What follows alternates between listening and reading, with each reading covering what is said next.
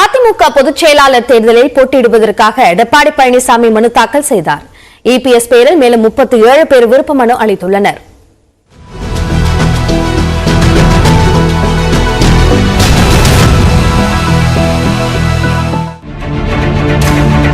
கடந்த ஆண்டு ஜூலை 11ஆம் தேதி நடந்த அதிமுக பொதுக்குழு கூட்டத்தில் ஒருங்கிணைப்பாளர், இணை ஒருங்கிணைப்பாளர் பதவிகள் கலைக்கப்பட்டு பொதுச் செயலாளர் பதவியை மீண்டும் கொண்டுவருவது என தீர்மானம் நிறைவேற்றப்பட்டது.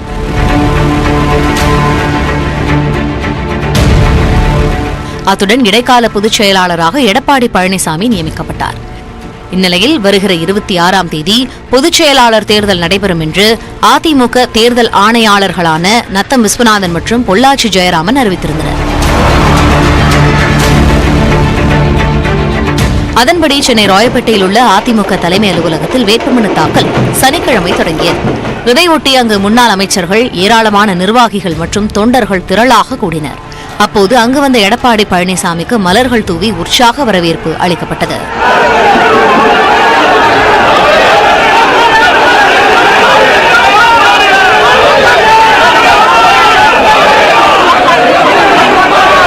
இதையடுத்து எம்ஜிஆர் மற்றும் ஜெயலலிதா சிலைகளுக்கு மாலை அணிவித்து இபிஎஸ் மரியாதை செலுத்தினார்.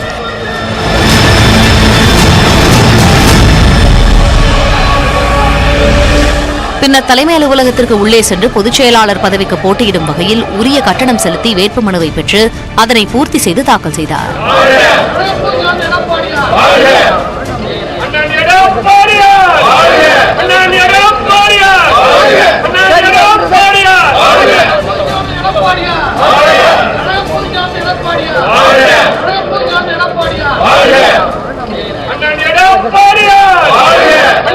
முதல் நாளில் இபிஎஸ் பெயரில் 37 பேர் தாக்கல் செய்த மனுக்கள் உட்பட 38 மனுக்கள் பெறப்பட்டன. ஞாயிற்றுக்கிழமையும் எடப்பாடி பழனிசாமி தரப்பிலேயே உறுப்பினர்கள் பலர் விருப்ப மனு தாக்கல் செய்ய உள்ளனர். ஞாயிற்றுக்கிழமை பிற்பகல் 3 மணி வரை விருப்ப மனு தாக்கல் செய்ய அவகாசம் உள்ளது. வரும் 26ஆம் தேதி வாக்குப்பதிவு நடைபெறும் எனவும், போட்டியிருந்தால் அதற்கு மறுநாள் வாக்கு எண்ணிக்கை நடைபெறும் எனவும் அறிவிக்கப்பட்டுள்ளது. இருப்பினும் பொதுச் செயலாளராக எடப்பாடி பழனிசாமியே போட்டியின்றி தேர்வு செய்யப்படுவார் என அதிமுக வட்டார தகவல்கள் தெரிவிக்கின்றன.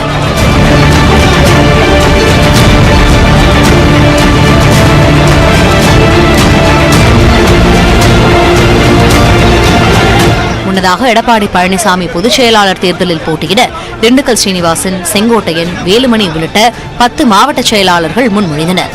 அத்துடன் உதயகுமார், செல்லூர் ராஜு, விஜயபாஸ்கர் உட்பட 10 மாவட்ட செயலாளர்கள் வழிமொழிந்தனர்.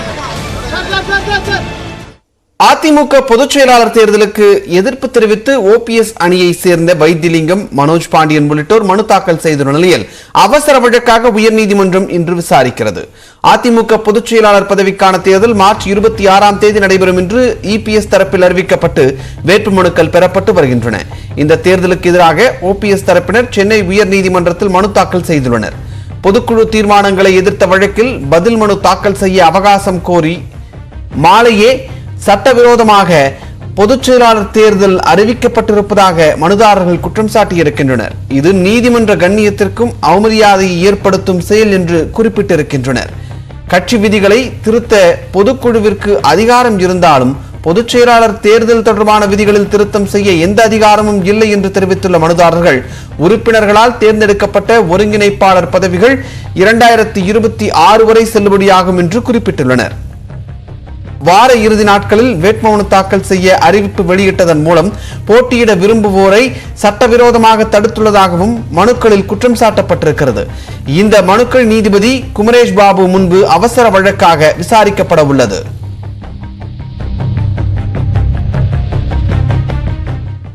அதிமுக பொதுச் செயலாளர் தேர்தலை தொண்டர்கள் புறக்கணிக்க வேண்டும் என்று ஓ பன்னீர்செல்வம் அணியைச் சேர்ந்த பண்ருட்டி ராமச்சந்திரன் கேட்டுக் கொண்டுள்ளார். ஏப்ரல் 2வது வாரத்தில் திருச்சியில் மிகப்பெரிய மாநாடு நடத்தப்படும் என்று ஓ பன்னீர்செல்வம் தெரிவித்துள்ளார்.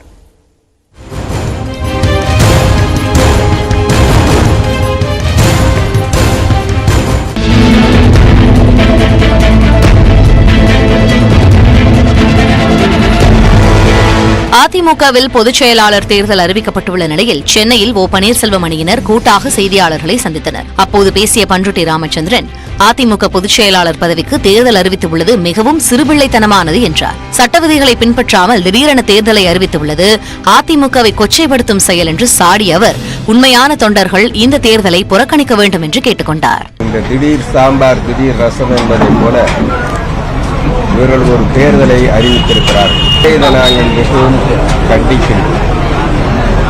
சட்ட ரீதியாக இதை சந்திப்பதற்கு நாங்கள் தயாராக இருக்கிறோம். அதற்கான நடவடிக்கைகளையும் மேற்கொண்டுள்ளோம். அதைத் தொடர்ந்து பேசிய ஓ பன்னீர்செல்வம், அதிமுகவில் புதிய உறுப்பினர் சேர்க்கை மற்றும் அடிப்படை பதவிகளை தேர்ந்தெடுக்காமல் உச்சபட்ச பதவியை தேர்வு செய்ய முடியாது என்றார். உறுப்பினர் அடையாள அட்டைகள் புதிய உறுப்பினர் சேர்ந்தவர்களுக்கும் ஏற்கனவே உறுப்பினர்களுக்கு பொதுச்செயலாளர் அடையாள அட்டைகள் வழங்கப்பட வேண்டும். இந்த ப்ராசஸ் எல்லாம் முடிஞ்ச பிறகுதான் கழகத்தினுடைய உச்சபட்ச பதவிக்கு தேர்தல் நடக்கும். அவர் வந்துதான் கழக அமைப்பு ரீதியான தேர்தல் நடைபெறும் என்பதுதான் கழகத்தினுடைய சட்ட விதி. எதுவுமே முறைப்படி இல்லாமல்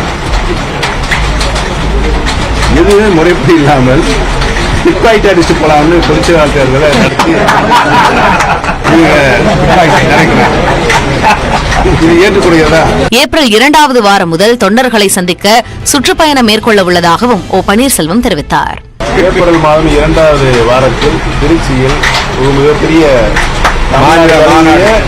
கூட்ட மாநாடு நடைபெறும். அதன் தொடர்ச்சியாக அனைத்து மாவட்டங்களிலும் அதிமுகவுடன் கூட்டணி வைத்தால் பாஜக மாநில தலைவர் பதவியிலிருந்து விலகி விடுவதாக அண்ணாமலை பேசியது குறித்த கேள்விக்கு ஓ பன்னீர்செல்வம் அணியினர் கருத்து தெரிவிக்க மறுத்துவிட்டனர்.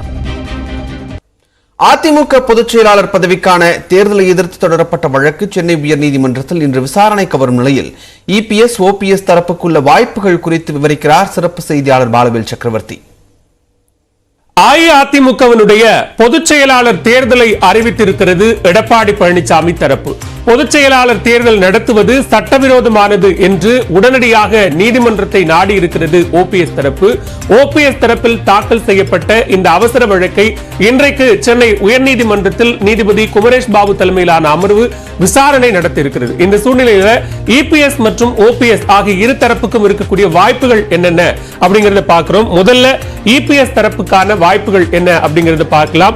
ஒற்றை தலைமை விவகாரம் தொடங்கியது முதலேயே எல்லா விவகாரங்களிலும் எடப்பாடி பழனிசாமிக்கு சாதகமான தீர்ப்புகள் தான் வந்திருக்கிறது.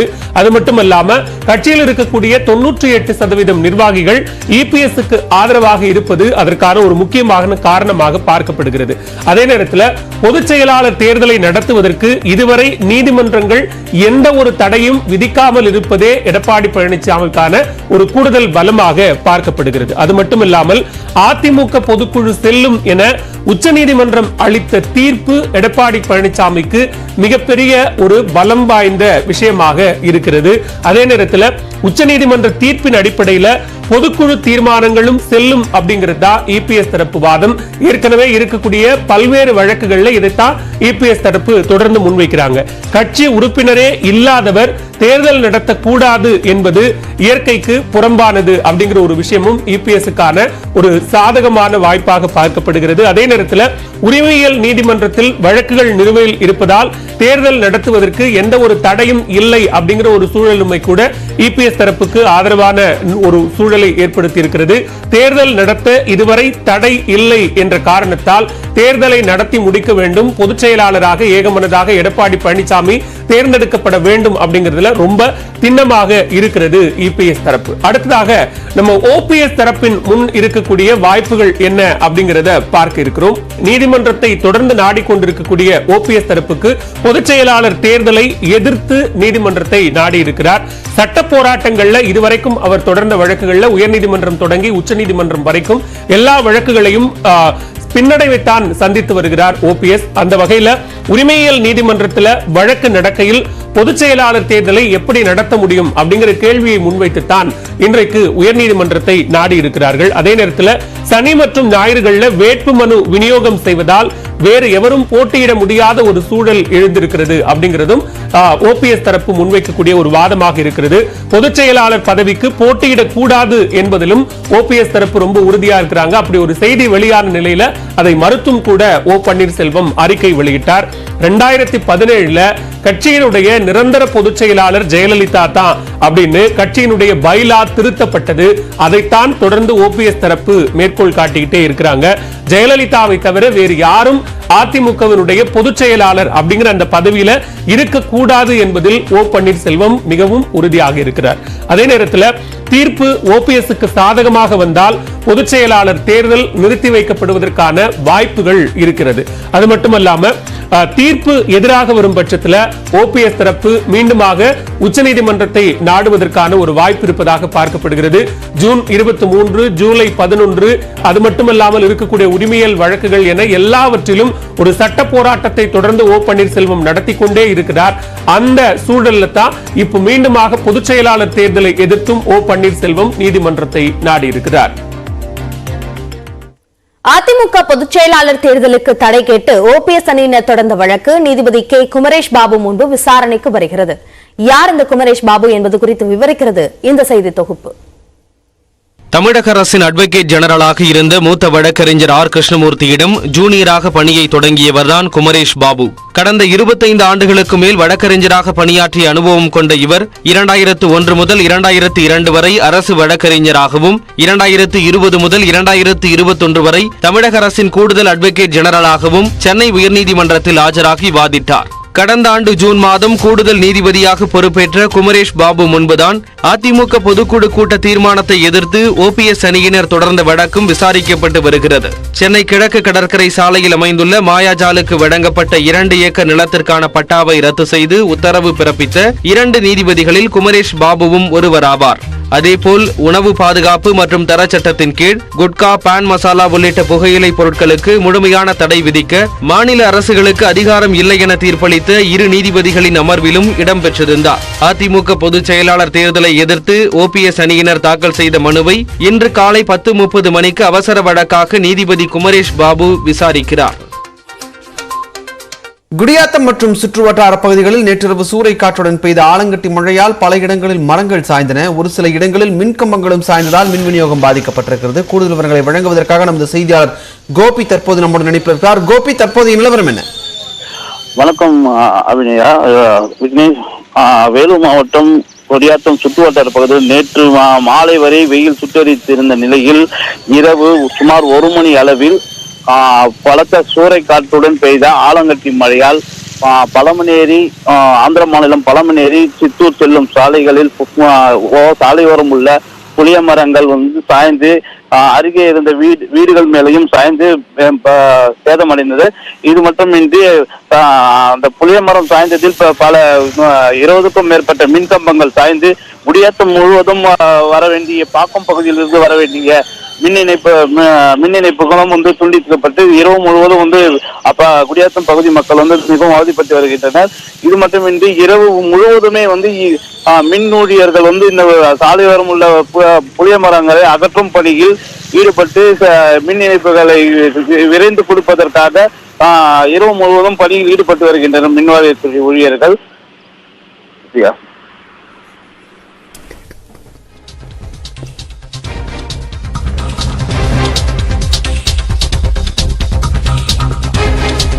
நன்றி கோபி, உங்களுடைய தகவல்களுக்கு.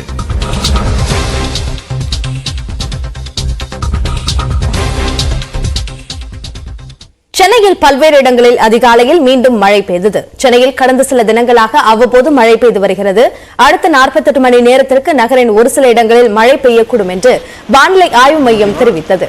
இந்த நிலையில் சென்னையில் அதிகாலையில் கனமழை பெய்தது. வள்ளுவர் கோட்டம், புரசைவாக்கம், கொளத்தூர், வில்லிவாக்கம், சேத்துப்பட்டு உள்ளிட்ட இடங்களில் மழை பெய்தது. தாழ்வான இடங்களில் மழைநீர் தேங்கியது. இதனிடையே தமிழகம் மற்றும் புதுச்சேரியின் ஓரிரு இடங்களில் 4 தினங்களுக்கு மிதமான மழைக்கு வாய்ப்புள்ளதாக சென்னை வானிலை ஆய்வு மையம் தெரிவித்துள்ளது.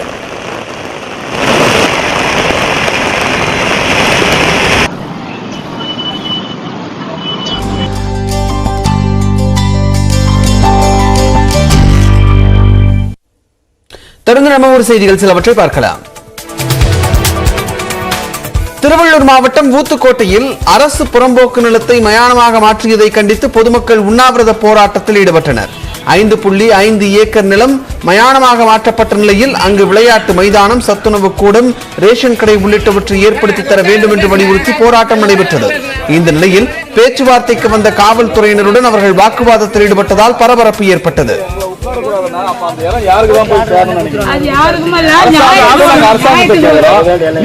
நெருக்கடி கொடுக்குறீங்க. நெருக்கடி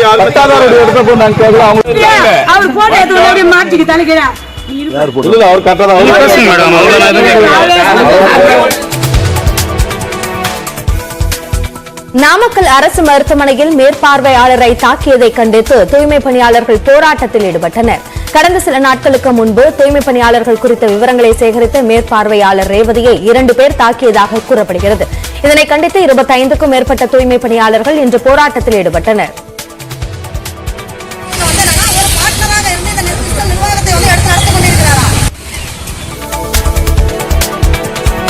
மதுரை மாநகராட்சி சார்பில் திறக்கப்பட்ட கட்டிடங்களின் கல்வெட்டுகளில் தனது பெயர் இடம்பெறாவிட்டால் போராட்டம் நடத்தப் போவதாக கம்யூனிஸ்ட் கட்சியைச் சேர்ந்த துணை மேயர் நாகராஜன் மாநகராட்சி ஆணையர்களுக்கு கடிதம் எழுதியுள்ளார்.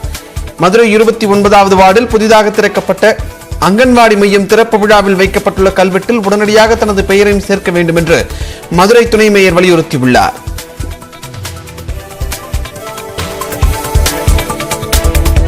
ஈரோடு மாவட்டம் பெருந்துறை அருகே வழிப்பறிக்க திட்டம் போட்டுக் கொடுத்து கொள்ளையில் ஈடுபட்ட முதல்நிலை காவலர் உட்பட 3 பேர் கைது செய்யப்பட்டுள்ளனர். சிறையிலிருந்து வெளியே வரும் குற்றவாளிகளை மளிகை கடையில் தங்க வைத்து குற்றச்சம்பவங்களில் ஈடுபடுத்தியதாக முதல்நிலை காவலர் ராஜீவ்காந்தி மீது புகார் எழுந்தது. இதுகுறித்து தகவல் அறிந்த போலீசார் ராஜீவ்காந்தி, கருப்புசாமி, பாலசுப்ரமணியம் ஆகியோரை கைது செய்தனர். அவர்களிடமிருந்து கார், பட்டா, கத்தி, அரிவாள் உள்ளிட்டவற்றையும் பறிமுதல் செய்துள்ளனர்.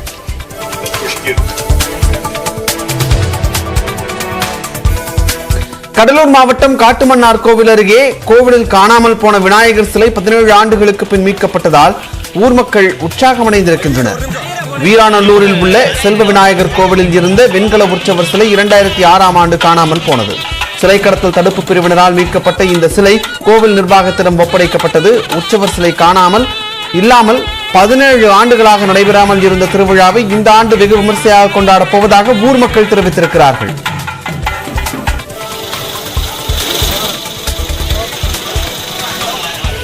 இத்தனை நாளா வீதி உலாவ வராமல் இருந்த விநாயகரை இந்த வருஷம் நாங்கள் ஒரு மிகவும் சிறப்பாக இதை நாங்கள் மகிழ்ச்சியாக கொண்டாடுகிறோம். இதற்கு கண்டுபிடித்து உறுதுணையாக இருந்த தமிழக அரசுக்கும் காவல்துறையினருக்கும் மிகுந்த நன்றியை தெரிவித்துக் கொள்கிறேன்.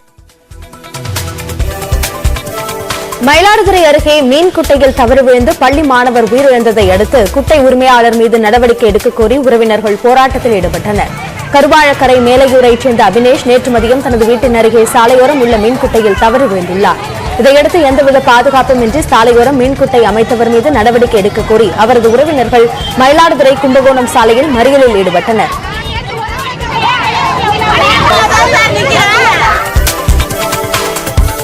கிருஷ்ணகிரி மாவட்டம் ஓசூர் அருகே மோதல் வழக்கில் கைது செய்யப்பட்டவரை அவரது சொந்த காரிலேயே நீதிமன்றத்திற்கு அழைத்துச் சென்ற சிறப்பு சப் இன்ஸ்பெக்டரும் ஏட்டும் பணியிடை நீக்கம் செய்யப்பட்டுள்ளனர். ராம்நகர் பகுதியில் இரு தரப்பினரிடையே ஏற்பட்ட மோதல் தொடர்பாக கடந்த 11ஆம் தேதி கார்த்திக் என்பவர் கைது செய்யப்பட்டார். வழக்கு விசாரணைக்காக அவர் சொந்த காரிலேயே அவரது நீதிமன்றத்திற்கு அழைத்துச் சென்றது தொடர்பான வீடியோ வெளியானது. இதையடுத்து சிறப்பு சப் இன்ஸ்பெக்டர் செல்வம், ஏட்டு சரவணன் ஆகியோர் சஸ்பெண்ட் செய்யப்பட்டுள்ளனர். கள்ளக்குறிச்சி மாவட்டம் உளுந்தூர்பேட்டை அருகே களமருதூரில் முறையாக குடிநீர் விநியோகிக்க வலியுறுத்தி பெண்கள் காலிக்குடங்களுடன் சாலை மறியலில் ஈடுபட்டனர். பெரியார் நகர் பகுதியில் வசிக்கும் மக்களுக்கு கடந்த 1 மாதமாக முறையாக குடிநீர் வழங்கவில்லை என்று கூறப்படுகிறது. அதனை கண்டித்து 100க்கும் மேற்பட்ட பெண்கள் பகுஜன் சமாஜ் கட்சியினருடன் இணைந்து உளுந்தூர்பேட்டை சாலையில் பேருந்தை சிறைபிடித்து போராட்டத்தில் ஈடுபட்டனர். திருவள்ளூர் மாவட்டம் கும்மிடிப்பூண்டி சிப்கா தொழிற்பேட்டையில் உள்ள ஏடிஎம் மையத்தில் நடந்த கொள்ளை முயற்சி தொடர்பாக போலீசார் விசாரணை மேற்கொண்டு வருகின்றனர். எஸ்பிஐ ஏடிஎம்மில் நள்ளிரவு நேரத்தில் அடையாளம் தெரியாத நபர்கள் இயந்திரத்தின் அடிபாகத்தை உடைக்க முயற்சித்துள்ளனர். அப்போது அபாய ஒலி ஒலித்ததால் அங்கிருந்து தப்பியோடியுள்ளனர். தகவல் அறிந்து வந்த போலீசார் தடயவியல் நிபுணர்களின் உதவியுடன் விசாரிக்கின்றனர். தென்காசி மாவட்டத்தில் இல்லம் தேடி கல்வி திட்டம் குறித்த விழிப்புணர்வு பிரச்சாரம் கலை நிகழ்ச்சிகளுடன் தொடங்கியது. புதிய பேருந்து நிலையத்தில் இருந்து புறப்பட்ட விழிப்புணர்வு வாகனம் சுரண்டை, செங்கோட்டை, கடையநல்லூர் உள்ளிட்ட பகுதிகளுக்கு சென்றது. அப்போது மாணவர்களின் கல்வித்திறனை மேம்படுத்த வலியுறுத்தி கலை நிகழ்ச்சிகள் நடைபெற்றன.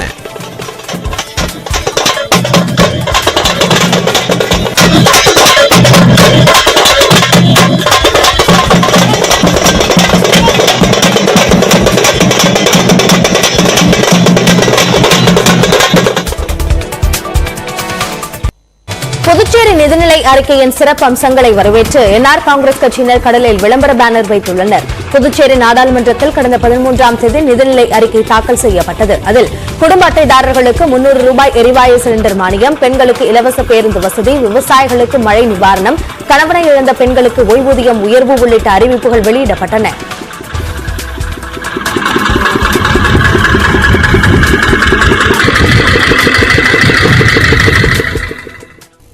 தொடர்ந்து ஒரு நிமிட செய்தி தொகுப்புகள் சிலவற்றை பார்க்கலாம். இந்தியாவில் இருந்து வங்கதேசத்துக்கு குழாய் மூலம் டீசல் கொண்டு செல்லும் திட்டத்தின் தொடக்க விழாவில் பிரதமர் நரேந்திர மோடியும் வங்கதேச பிரதமர் ஷேக் ஹசீனாவும் காணொலி மூலம் பங்கேற்றனர். இந்தியாவிலிருந்து 512 கிலோமீட்டர் தொலைவுக்கு வங்கதேசத்துக்கு ரயில் மூலம் டீசல் கொண்டு செல்லப்படுகிறது. இந்நிலையில் குழாய் மூலம் டீசல் கொண்டு செல்லும் திட்டத்தை செயல்படுத்த இரு நாட்டு அரசுகளும் தீர்மானித்தன. இந்திய அரசின் சார்பில் 377 கோடி ரூபாய் செலவில் அசாமில் உள்ள நூமலிகரில் இருந்து 131.5 கிலோமீட்டருக்கு குழாய் பதித்து அதன் மூலம் வங்கதேசத்துக்கு டீசல் கொண்டு செல்ல முடிவு செய்யப்பட்டுள்ளது. இதன் மூலம் ஆண்டுக்கு 10 லட்சம் டன் அளவுக்கு டீசல் கொண்டு செல்லப்படும் என்றும் 30 மாதங்களில் திட்டம் செயல்பாட்டுக்கு வரும் எனவும் தெரிவிக்கப்பட்டுள்ளது. திட்டத்தை பிரதமர் நரேந்திர மோடி, வங்கதேச பிரதமர் ஷேக் ஹசீனா ஆகியோர் காணொலி மூலம் தொடங்கி வைத்தனர். நட்புறவு பைப்லைன் என பெயரிடப்பட்டுள்ள திட்டம் இரு நாடுகள் இடையிலான உறவை மேலும் வலுப்படுத்தும் என்று பிரதமர் நரேந்திர மோடி தெரிவித்தார். சுற்றுச்சூழல் மாசுபாட்டை குறைக்கும் நடவடிக்கையாக தமிழ்நாடு எத்தனால் கொள்கையை முதலமைச்சர் மு க ஸ்டாலின் வெளியிட்டார். காலநிலை மாற்றத்தை எதிர்த்து போராடும் இந்தியாவின் முயற்சிகளில் ஒரு அங்கமாக இந்த கொள்கை வெளியிடப்பட்டுள்ளது. எத்தனால் கலந்த பெட்ரோல் பயன்படுத்துவதால் வாகனங்களில் வெளியேறும் புகை வெகுவாக குறையும் என தெரிவிக்கப்பட்டுள்ளது. இதேபோன்று தமிழ்நாடு நகர எரிவாயு விநியோக கொள்கையையும் முதலமைச்சர் வெளியிட்டார். இதன் மூலம் தமிழ்நாட்டில் உள்ள 2,30,00,000 வீடுகள் மற்றும் தொழிற்சாலைகளுக்கு குழாய் மூலம் இயற்கை எரிவாயு வழங்க வழிவகை செய்யப்பட்டுள்ளது. மேலும் மறுசுழற்சி செய்யப்பட்ட பொருட்களிலிருந்து செயற்கை இடைநூல், செயற்கை இழை, ஆடை தயாரிப்புக்கான சிறப்பு திட்டத்தையும் முதலமைச்சர் மு க ஸ்டாலின் அறிவித்தார். இதன் மூலம் ஆடை உற்பத்தியில் வேலை வாய்ப்புகளை உருவாக்க தமிழ்நாடு அரசு நடவடிக்கை மேற்கொண்டுள்ளது. சென்னையில் ஆபரண தங்கத்தின் விலை வரலாற்றில் இல்லாத அளவுக்கு உயர்ந்திருக்கிறது. விரைவில் 50,000 ரூபாயை எட்டும் என்று நகை விற்பனையாளர்கள் கணித்துள்ளனர். 22 கேரட் ஆபரண தங்கம் கிராம் ஒன்றுக்கு 110 ரூபாய் உயர்ந்து 5,560 ரூபாயாகவும், ஒரு சவரன் தங்கம் 880 ரூபாய் அதிகரித்து 44,480 ரூபாய்க்கும் விற்பனை செய்யப்படுகிறது.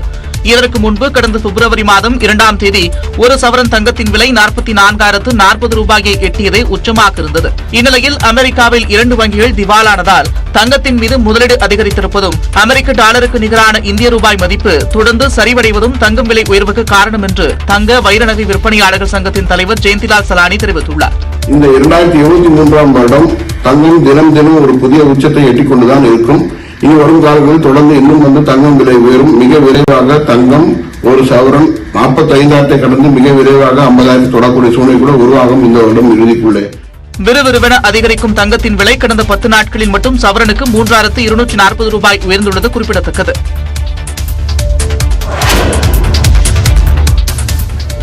கொடைக்கானலில் நிஜ காட்டெருமை என்று நினைத்து காட்டெருமை சிலை சேதப்படுத்தப்பட்ட வினோத சம்பவம் நிகழ்ந்திருக்கிறது. கொடைக்கானலில் முக்கிய சுற்றுலா தலங்களில் ஒன்றாக உள்ளது மோயர் சதுக்கம். இங்கு சுற்றுலா பயணிகளை கவரும் விதமாக வனத்துறையினர் அடையாள சின்னமாகவும் கடந்த சில மாதங்களுக்கு முன்பு தத்ரூபமாக காட்டெருமை உருவச்சிலை நிறுவப்பட்டது. சுற்றுலா பயணிகள் இந்த சிலை முன்பு நின்று செல்ஃபி மற்றும் புகைப்படம் எடுத்துச் செல்வதை வாடிக்கையாக வைத்துள்ளனர். இந்த நிலையில் இங்கு திடீரென புகுந்த 2 காட்டெருமைகள் ஒன்றை ஒன்று தாக்கி சண்டையிட்டுக் கொண்டன. அப்போது காட்டெருமை சிலையை கண்ட அவை அதை நிஜமான காட்டெருமை என்று நினைத்து தாக்கி சேதப்படுத்தியதாக கூறப்படுகிறது. சேதமடைந்த காட்டெருமையின் உருவச்சிலையை சீரமைக்க கோரிக்கை விடுத்துள்ள சுற்றுலா பயணிகள் மோயர் சதுக்கத்தை சுற்றி தடுப்பு வேலி அமைத்து வனவிலங்குகள் உள்ளே வருவதை தடுக்க வேண்டும் என்று கோரிக்கை விடுத்துள்ளனர்.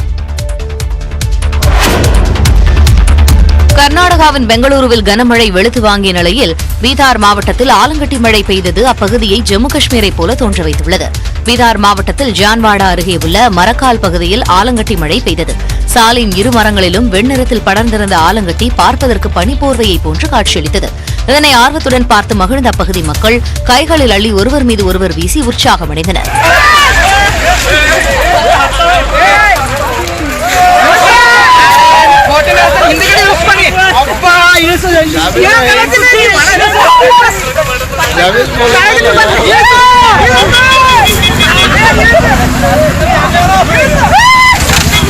இளசுகள் பலரும் ஆலங்கட்டி மழையில் நின்று செல்ஃபி புகைப்படம் எடுத்து மகிழ்ந்தனர். குட்டி காஷ்மீரை போல தோன்ற வைத்த ஆலங்கட்டி மழையை புதிதாக பார்த்த சிறுவர் சிறுமியர் விளையாடி மகிழ்ந்தனர்.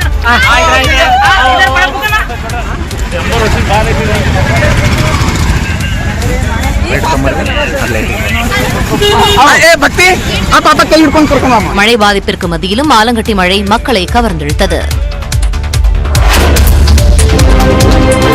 டெல்லியில் நடைபெற்ற உலக சிறுதானியங்கள் மாநாட்டில் பங்கேற்ற கோவை தேக்கம்பட்டியைச் சேர்ந்த மூதாட்டியின் காலில் விழுந்து பிரதமர் மோடி ஆசி பெற்றார். டெல்லியில் உள்ள பூசாவில் சர்வதேச சிறுதானியங்கள் மாநாடு நடைபெற்றது. இதில் பங்கேற்ற பிரதமர் நரேந்திர மோடி சிறப்பு தபால் தலையையும் சர்வதேச சிறுதானியங்கள் ஆண்டுக்கான அதிகாரப்பூர்வ நாணயத்தையும் வெளியிட்டார். இவை தவிர உணவு தட்டுப்பாடு அதிகம் உள்ள கயானா, எத்தியோப்பியா உள்ளிட்ட நாடுகளின் பங்களிப்புடன் சிறுதானியங்களை உற்பத்தி செய்வதற்கான ஸ்ரீ அன்ன திட்டத்தையும் தொடங்கி வைத்தார். இந்த நிகழ்ச்சியில் மத்திய அமைச்சர்கள் நரேந்திர சிங் தோமர், மன்சுக் மாண்டவியா, பியூஷ் கோயல் உள்ளிட்டோர் பங்கேற்றனர்.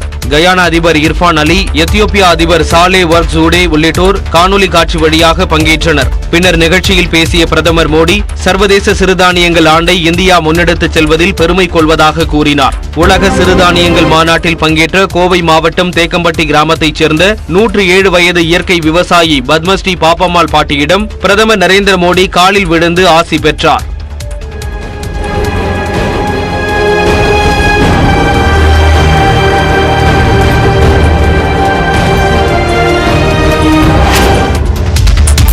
நடிகர் ரஜினி மகாராஷ்டிர முன்னாள் முதலமைச்சர் உத்தவ் தாக்கரேவை மும்பையில் உள்ள இல்லத்தில் குடும்பத்தினருடன் சந்தித்தார். படப்பிடிப்புக்காக மும்பை சென்றுள்ள ரஜினிகாந்த் வெள்ளிக்கிழமை வான்கடை மைதானத்தில் நடந்த இந்தியா ஆஸ்திரேலியா இடையிலான முதல் ஒருநாள் போட்டியை கண்டுகளித்தார். தொடர்ந்து இந்திய கிரிக்கெட் வீரர்கள் குல்தீப் யாதவ் உள்ளிட்டோரையும் சந்தித்து பேசினார். இந்நிலையில் சிவசேனா உத்தவ் பாலா சாஹேப் தாக்கரே அணியின் தலைவரும் முன்னாள் முதலமைச்சருமான உத்தவ் தாக்கரேவை மும்பையில் உள்ள அவரது இல்லத்தில் சந்தித்தார். அப்போது ரஜினியை உத்தவ் தாக்கரேவும் அவரது குடும்பத்தினரும் பூங்கொத்து கொடுத்து வரவேற்றனர். இந்த சந்திப்பு குறித்து சமூக வலைதளங்களில் பலரும் கேள்வி எழுப்பி வரும் நிலையில் பால் தாக்கரேவின் தீவிர ஆதரவாளரான ரஜினியின் வழக்கமான சந்திப்பு என்றும் இதில் அரசியல் எதுவும் இல்லை எனவும் உத்தவ் தாக்கரேவின் மனைவி ராஷ்மி விளக்கம் அளித்துள்ளார். இந்த சந்திப்பின் போது ஆதித்ய தாக்கரே, தேஜஸ் தாக்கரே ஆகியோரும் உடன் இருந்தனர். இந்நிலையில் மும்பையில் இருந்து விமானம் மூலம் சென்னை வந்த ரஜினி செல்ஃபி எடுக்க முயன்ற ரசிகர்களுக்கு கையசைத்துவிட்டு காரில் ஏறி புறப்பட்டு சென்றார்.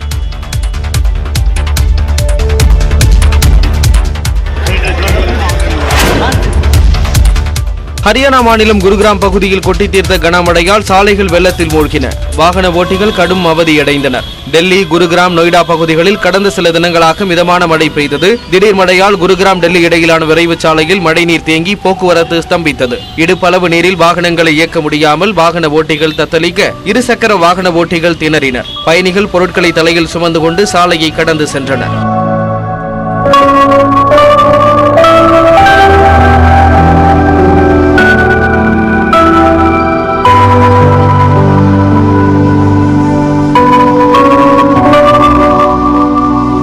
கர்நாடக மாநிலம் பெங்களூருவிலும் பலத்த மழை பெய்ததால் பல்வேறு சாலைகளிலும் வெள்ள நீர் சூழ்ந்தது. பெங்களூரு மைசூரு விரைவு சாலையில் மழைநீர் தேங்கியதால் வாகன ஓட்டிகள் தவித்தனர்.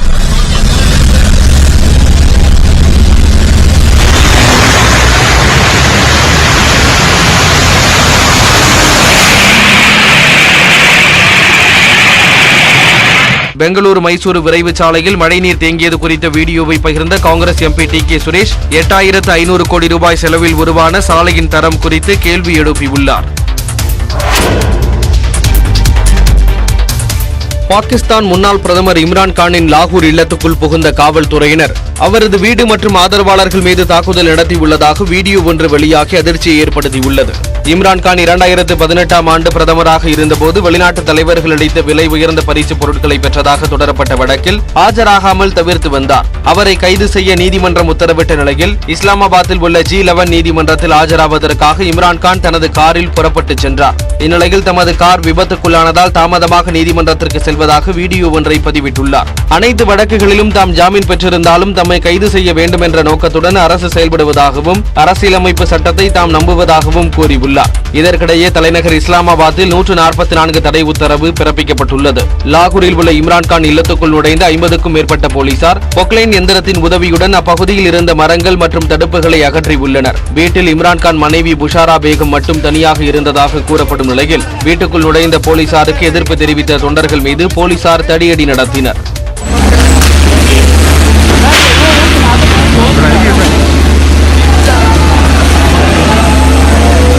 और तमाम पाकिस्तान तहरीक इंसाफ के जो कारकुनान पुलिस के हत्या हैं उन पर जो वो पुलिस की जानिब से जो वो अभी ये जो तमाम कारकुनान हैं पाकिस्तान तहरीक इंसाफ के पुलिस के हाथे आ चुके हैं और ये जमा ஆஸ்திரேலியாவில் நதிநீர் தெரியாத அளவிற்கு லட்சக்கணக்கான மீன்கள் செத்து மிதந்தன. ஆஸ்திரேலியாவின் இரண்டாவது பெரிய ஆறு டார்லிங் ஆகும். இந்த நிலையில் மெனிண்டி என்ற இடத்தின் வழியாக செல்லும் இந்த ஆற்றில் லட்சக்கணக்கான மீன்கள் இறந்து கிடந்தன. நதியை மூடி மறைத்தவாறு குவியல் குவியலாக மீன்கள் மடிந்து கிடந்தன. படகுகள் கூட செல்ல முடியாத நிலை ஏற்பட்டது. தண்ணீரின் ஆக்சிஜன் அளவு குறைந்ததே இதற்கு காரணம் என்றும் பருவநிலை மாற்றத்தினால் வெப்பம் அதிகரித்து மீன்கள் இறந்திருக்கலாம் என்றும் கூறப்படுகிறது. 2018ஆம் ஆண்டிற்கு பிறகு தற்போது மீண்டும் பெரிய அளவில் மீன்கள் இறந்துள்ளதாக அப்பகுதி மக்கள் தெரிவித்துள்ளனர். பாலக்காடு அருகே உணவு தேடி ஊருக்குள் நுழைந்த ஆண் யானை மின்கம்பி உரசியதில் மின்சாரம் பாய்ந்து துடிதுடிக்க உயிரிழந்தது. தருமபுரி மாவட்டம் பாலக்கோடு, பாப்பாரப்பட்டி உள்ளிட்ட இடங்களில் கடந்த 2 மாதங்களாக மக்னா யானை ஒன்றும் ஆண் யானை ஒன்றும் சுற்றித் திரிந்து வந்தது. பயிர்களை சேதப்படுத்திய மக்னா யானையான சின்னத்தம்பியை வனத்துறையினர் பிடித்து முதுமலைக்கு கொண்டு சென்றனர். ஆண் ஒற்றை யானை மட்டும் கிராம பகுதிகளில் சுற்றித் திரிந்து வந்தது. கம்பைநல்லூர் அருகே கெலவள்ளி கிராமத்தில் நுழைந்த அந்த யானை விவசாய நிலத்திலிருந்து ஏரிக்கரையின் மீது ஏறும்பொழுது தாழ்வாக இருந்த மின்கம்பியில் உரசியது. இதில் தலை, காது பகுதிகளில் மின்சாரம் தாக்கி யானை சம்பவ இடத்திலேயே உயிரிழந்தது.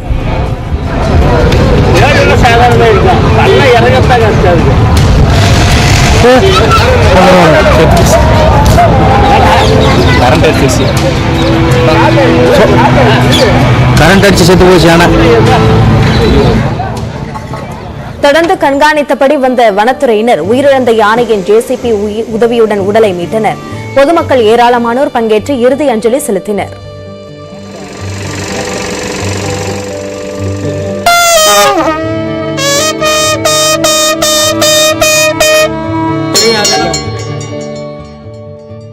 யானை வந்து வீட்டு மேலே வந்து தோட்டத்தில் திறந்தோட்டத்தில் வந்து நெல் வயல் வந்து 3 மேலே தண்ணி குடிச்சிட்டு மேலத்து ஒரு துண்டிக்கையில் தண்ணி தலைமால் ஊற்றிட்டு அப்படியே தோட்டத்துடைய கேரி கரமில் ஏறவும் லைன் பட்டு விழுந்து போச்சு யானைக்கலை. சுமார் 17 மணி நேரமாக எங்கும் நிற்காமல் யாருக்கும் பாதிப்பு கொடுக்காமல் பயணம் செய்து வந்த ஆனை யானை இப்படி மின்சாரம் தாக்கி உயிரிழந்தது வேதனை அளிப்பதாக வனத்துறையினர் தெரிவித்துள்ளனர். இந்நிலையில் தருமபுரி மாவட்டத்தில் கடந்த சில நாட்களாக யானை நடமாட்டம் அதிகரித்துள்ள நிலையில் 10 நாட்களில் 4 யானைகள் மின்சாரம் தாக்கி உயிரிழந்தது குறிப்பிடத்தக்கது. அப்ப காடு காப்பாத்துறதுல சுற்றுச்சூழலை காப்பாற்ற புல்லுடைய பங்கு ரொம்ப முக்கியமானது.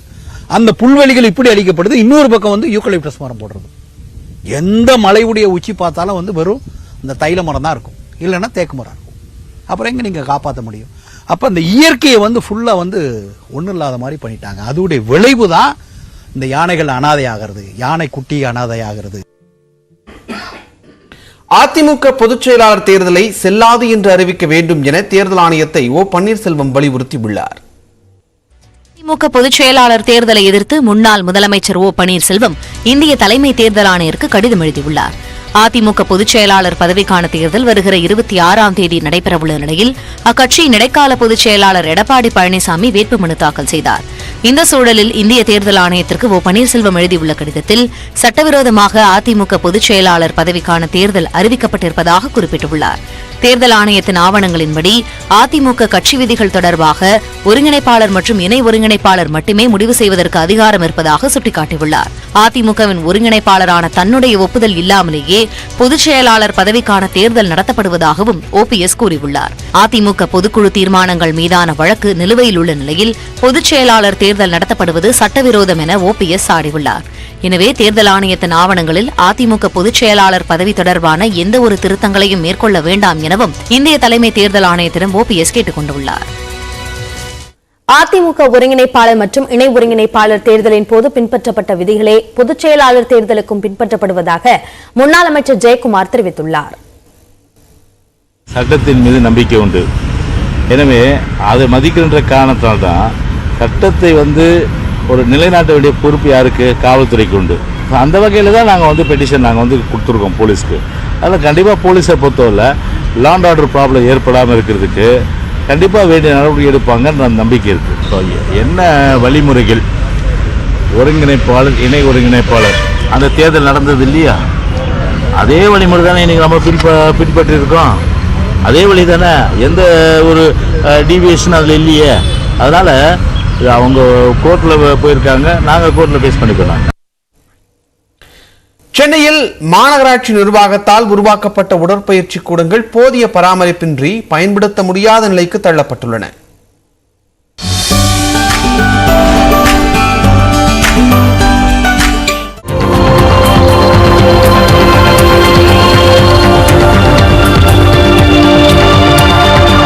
சென்னையின் எந்திர வாழ்க்கையில் ஓடிக்கொண்டிருப்போரின் உடல் மற்றும் மன ஆரோக்கியத்துக்கு முக்கிய பங்காற்றி வருபவை உடற்பயிற்சி கூடங்கள்.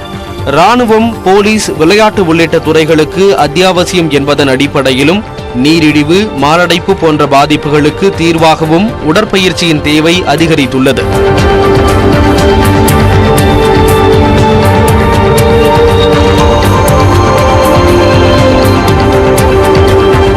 இதன் பொருட்டு கட்டணம் செலுத்த முடியாத நடுத்தர மற்றும் ஏழை எளிய மக்களுக்காக சென்னையில் மட்டும் 160 இலவச உடற்பயிற்சி கூடங்களை மாநகராட்சி அமைத்துள்ளது. குறிப்பாக பூங்காக்களில் 28 உடற்பயிற்சி கூடங்கள் செயல்படுகின்றன. ஆனால் 5 ஆண்டுகளுக்கு மேலாக உடற்பயிற்சி கூடங்கள் முறையாக பராமரிக்கப்படுவதில்லை என்று புகார் எழுந்துள்ளது.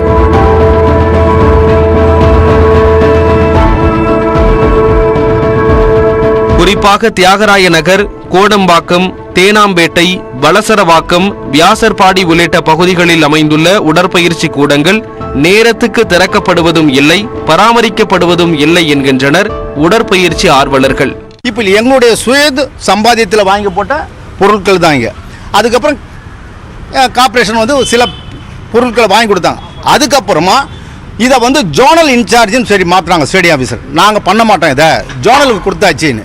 அப்போ ஜோனுக்கு போன பிறகு நாங்கள் கிட்டத்தட்ட ஒரு 20 வருஷமாக பெட்டிஷன் மேலே இப்போ எந்த ரெக்ரூட்மெண்ட்டும் கவர்மெண்ட் வந்து இந்த சென்னை மாநகராட்சியுடைய விளையாட்டு திட்டங்களை சும்மா யாராவது பராமரிக்கணும்னு சொல்றாங்களே தவிர உள்ள வந்து பார்த்தாக்கா எதுவுமே கிடையாது, எதுவும் வாங்கி கொடுக்கறது இல்லை. மாநகராட்சி உடற்பயிற்சி கூடத்தில் பயிற்சி எடுத்து தேசிய அளவிலான போட்டிகளில் பதக்கம் வென்றதாக கூறும் பளுதூக்கும் வீரர் கருணாகரன் தன் சொந்த செலவில் வாங்கிய உபகரணங்களால் தான் தற்போது ஜிம் செயல்படுவதாக தெரிவித்துள்ளார்.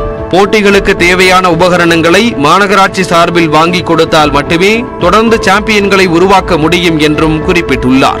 இது வந்து நாங்கள் வாங்கி போட்டது தான். கார்பரேஷன் வந்து எங்களுக்கு எதுவுமே லேட்டு எதுவும் கொடுக்கல. அதெல்லாம் கொடுத்தா உங்களுக்கு இன்னும் நல்லா இருக்கும். இன்னும் கொடுத்தா நல்லா இருக்கும். நல்லா ஜிம்மு இந்த வந்து ஜிம்மு கட்டுறேன்னு சொல்லி போன பீரியடு அந்த அதிமுக பீரியடில் ஜிம்மு கட்டி தரேன்னு சொல்லி என்ன பண்ணாங்க, பில்லர்லாம் போட்டது சரி அப்படியே நிறுத்திட்டாங்க. விளையாட்டுத் துறையில் பல்வேறு நடவடிக்கைகள் எடுத்து வரும் அமைச்சர் உதயநிதி ஸ்டாலின் உடற்பயிற்சி கூடங்களை முறையாக பராமரிக்கவும் தேவையான உபகரணங்களையும் வாங்கவும் நடவடிக்கை எடுக்க வேண்டும் என ஆர்வலர்கள் கோரியுள்ளனர். சென்னையில் உள்ள 160க்கும் மேற்பட்ட மாநகராட்சியினுடைய உடற்பயிற்சி கூடங்களில் போதிய உபகரணங்கள் இல்லாததன் காரணமாக தொடர்ந்து அங்கே வந்து உடற்பயிற்சி செய்வதில் சிக்கல் ஏற்பட்டிருக்கிறது. எனவே சென்னை மாநகராட்சியினுடைய சார்பிலும் அதே போல விளையாட்டுத்துறை சார்பிலும் இதனை கவனித்து உடனடியாக நடவடிக்கை எடுக்க வேண்டும் என்பதே அனைவரின் எதிர்பார்ப்பாக இருக்கிறது. ஒளிப்பதிவாளர் விவேக்குடன் வேல்முருகன், நியூஸ் 18 தமிழ்நாடு. சென்னை அடுத்த மாங்காட்டில் தந்தை மற்றும் சகோதரியை அடுத்தடுத்து கொலை செய்த நபர் கைது செய்யப்பட்டார். மாங்காட்டில் உள்ள அடுக்குமாடி குடியிருப்பு ஒன்றில் வசித்து வருபவர் சாந்தி. சினிமா மற்றும் டிவி துணை நடிகையான இவரது இளைய மகன் பிரகாஷ் சினிமாவில் டப்பிங் கலைஞராக இருந்து வந்த அவர் கஞ்சா மற்றும் குடிப்பழக்கத்திற்கு ஆளாகி கடந்த சில ஆண்டுகளாக சற்று மனநலம் பாதிக்கப்பட்டவர் போல நடந்து வந்ததாக கூறப்படுகிறது. இவர் தனது பெற்றோர் மற்றும் சகோதரியுடன் அடிக்கடி சண்டையிட்டு வந்ததாகவும் கூறப்படுகிறது. இந்நிலையில் வீட்டில் தூங்கிக் கொண்டிருந்த தனது தந்தையை பிரகாஷ் கழுத்தை அறுத்து கொலை செய்ததாக சொல்லப்படுகிறது. அதன் பிறகு அதே பகுதியில் உள்ள தனது சகோதரி வீட்டிற்கு சென்ற பிரகாஷ் அவருடன் தகராறு செய்து அவரையும் கத்தியால் கழுத்தில் சரமாரியாக குத்தி கொலை செய்ததாக கூறப்படுகிறது. இதையடுத்து பிரகாஷை கைது செய்த போலீசார் கஞ்சா போதையில் இந்த கொலைகளை செய்தாரா அல்லது வேறு ஏதேனும் காரணம் உள்ளதா என்ற கோணத்தில் விசாரித்து வருகின்றனர்.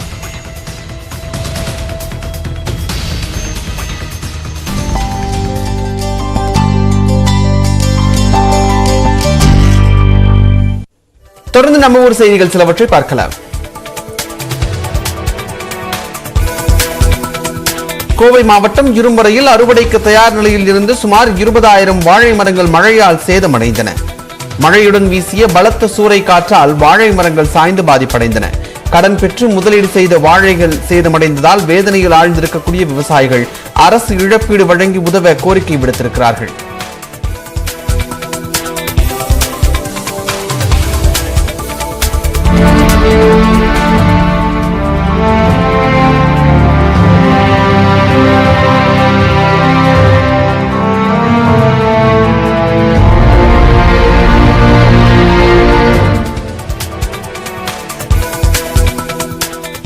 ஓமானில் வத்தலக்குண்டு பிரதான மலைச்சாலையில் பழுதாகி சாலையின் நடுவில் நின்ற தனியார் பேருந்தால் போக்குவரத்து பாதிப்பு ஏற்பட்டது. குறுகிய சாலையின் நடுவே எதிர்பாராத விதமாக பழுதாக நின்றதால் சாலையை கடக்க முடியாமல் ஏராளமான வாகனங்கள் சுமார் 2 மணி நேரத்திற்கு மேலாக நீண்ட வரிசையில் அணிவகுத்து நின்றன. அதன் பிறகு போக்குவரத்து காவல்துறையினர் மெக்கானிக் மூலமாக பேருந்தின் பழுதை நீக்கி போக்குவரத்தை சரி செய்தனர்.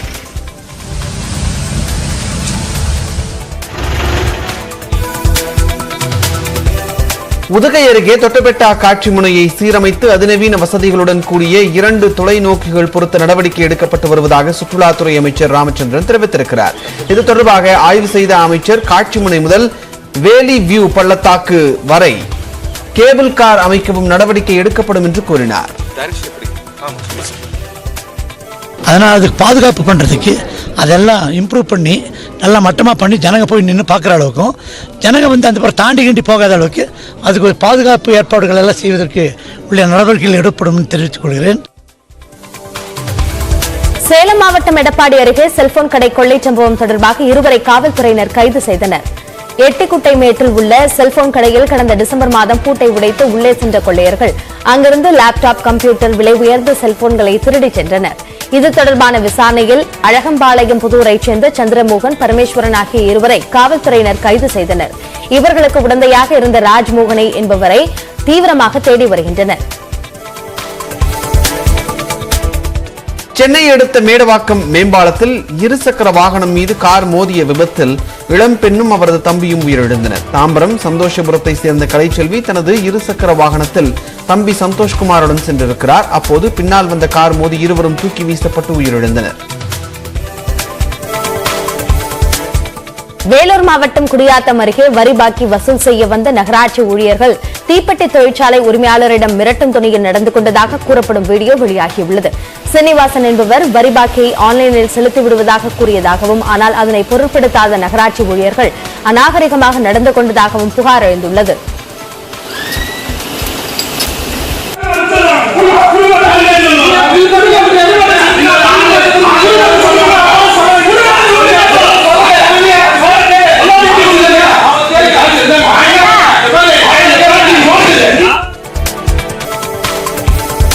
விழுப்புரம் மாவட்டம் திண்டிவனத்தில் கடைக்கு முன்பு நிறுத்தி வைக்கப்பட்டிருந்த சைக்கிள் திருடப்பட்ட சிசிடிவி காட்சி வெளியாகியுள்ளது.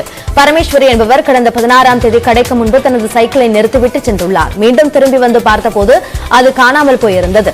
இது தொடர்பான புகாரை விசாரித்த போலீசார் சிசிடிவி காட்சிகளின் அடிப்படையில் திருடனை பிடித்து சைக்கிளை மீட்டனர். பின்னர் அவரை எச்சரித்து அனுப்பி வைத்தனர். கிருஷ்ணகிரியில் கொள்ளையடித்துவிட்டு நகைகளுடன் கோவா சென்ற இளைஞரை போலீசார் கைது செய்திருக்கிறார்கள். கிருஷ்ணகிரியில் கடந்த சில நாட்களாக கொள்ளை சம்பவங்கள் அதிகரித்த நிலையில் தனிப்படை அமைத்து விசாரிக்கப்பட்டது. அதில் கொள்ளையில் ஈடுபட்டது தாண்டேக்குப்பத்தை சேர்ந்த சதீஷ்குமார் என்பதும் அவர் கோவாவில் பதுங்கியிருப்பதும் தெரிய வந்தது. இதையடுத்து அங்கு சென்ற போலீசார் சதீஷ்குமாரை கைது செய்து 80 சவரன் தங்க நகைகளை பறிமுதல் செய்தனர்.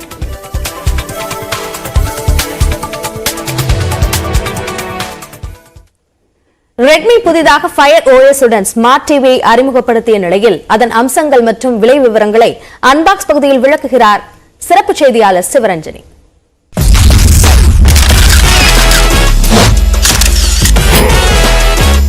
நம்ம ஸ்மார்ட் போன்ல என்னெல்லாம் வசதி இருக்குமோ அது எல்லாத்தையும் பெரிய ஸ்கிரீன்ல நமக்கு கொடுக்கிறது தான் ஸ்மார்ட் டிவி.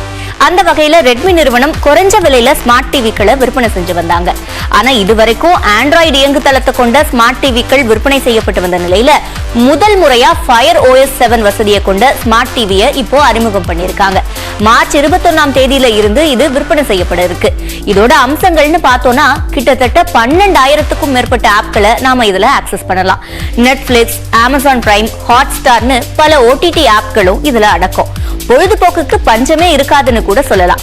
ஒரே ஒரு சைஸ்ல தான் இப்போதைக்கு இது விற்பனைக்கு வருது. அது 32 இன்ச். மேலும் இதுல HD display, voice remote, Dolby ஆடியோன்னு பல அம்சங்கள் இருக்கு. இந்த டிவி 13,999 ரூபாய்க்கு விற்கப்படுற நிலையில எம்ஐயோட வலைதளத்திலேயோ அல்லது அமேசான்லயோ நீங்க வாங்குனீங்கன்னா 11,999 ரூபாய்க்கே வாங்கிடலாம்.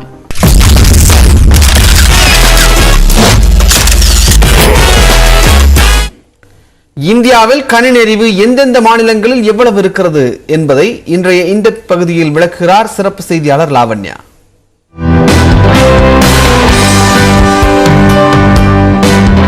கல்வி அறிவு அப்படிங்கறத தாண்டி கணினி அறிவு இந்தியாவுல எந்த அளவுல இருக்கு அப்படிங்கறது குறித்து ஒரு ஆய்வு முடிவுகள் வெளிவந்திருக்கு. அந்த ஆய்வு முடிவுகளை விவரங்களை தான் இப்ப பார்க்க போறோம்.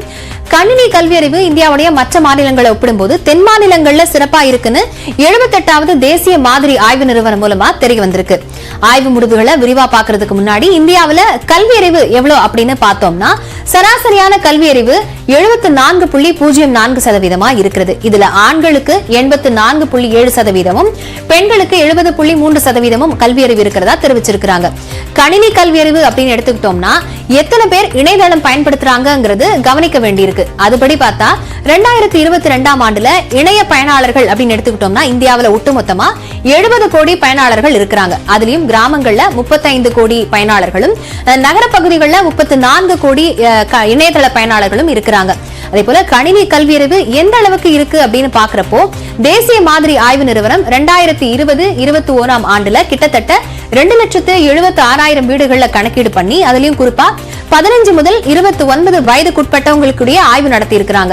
அதுபடி பார்த்தோம்னா 60% பேருக்கு கணினி குறித்த அடிப்படை செயல்கள் தெரியல அப்படின்னு தெரிய வந்திருக்கு. குறிப்பா மின்னஞ்சல் அனுப்புறது, இந்த ஃபைல்ஸ் மேனேஜ்மெண்ட் அப்படின்னு சொல்லக்கூடிய கோப்புகளை உருவாக்குறது, கோப்புகளை நீக்கிறது, அது மட்டும் இல்லாம குறிப்பா பார்த்தோம்னா எக்ஸல்ல இருக்க பயன்பாடுகள் 90% பேருக்கு தெரியல அப்படின்னு தெரிய வந்திருக்கிறது. அடுத்ததா பார்த்தோம்னா தென்னிந்திய மாநிலங்கள்ல கணினி கல்வி அறிவு இருக்கவங்களோட ஒப்பிட்டு புள்ளி விவரங்களை வெளியிட்டு இருக்காங்க.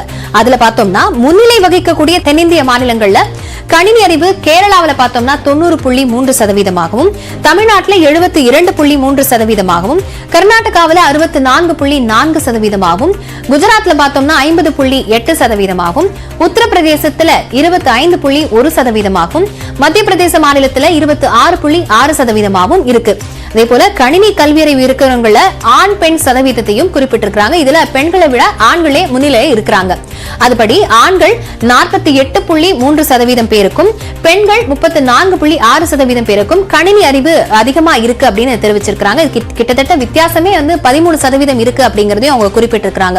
மாநிலங்கள் வாரியா பார்த்தோம்னா இந்த ஆண்கள் பெண்களுக்கு கணினி அறிவு எந்த அளவுக்கு இருக்கு அப்படிங்கறதையும் குறிப்பிட்டிருக்காங்க. அதுபடி பார்த்தோம்னா குஜராத் மாநிலத்துல ஆண்களுக்கு 62.2% அறிவும் பெண்களுக்கு 38.6% இருக்கு அப்படிங்கறத தெரிவிச்சிருக்காங்க. அதே போல பீகார் மாநிலத்துல பார்த்தோம்னா ஆண்களுக்கு 34.5% கணினி அறிவும் பெண்களுக்கு 18% கணினி அறிவும் இருக்கிறதா குறிப்பிட்டிருக்காங்க. அதே போல கேரள மாநிலத்துல ஆண்களுக்கு 90.5% கணினி அறிவும் பெண்களுக்கு 90.1% அறிவும் இருக்கிறதாவும், சிக்கிம் மாநிலத்துல பார்த்தோம்னா ஆண்களுக்கு 79.2% கணினி அறிவும் பெண்களுக்கு 77.6% கணினி அறிவும் இருக்கிறதா இந்த ஆய்வுகள்ல தெரிய வந்திருக்கிறது.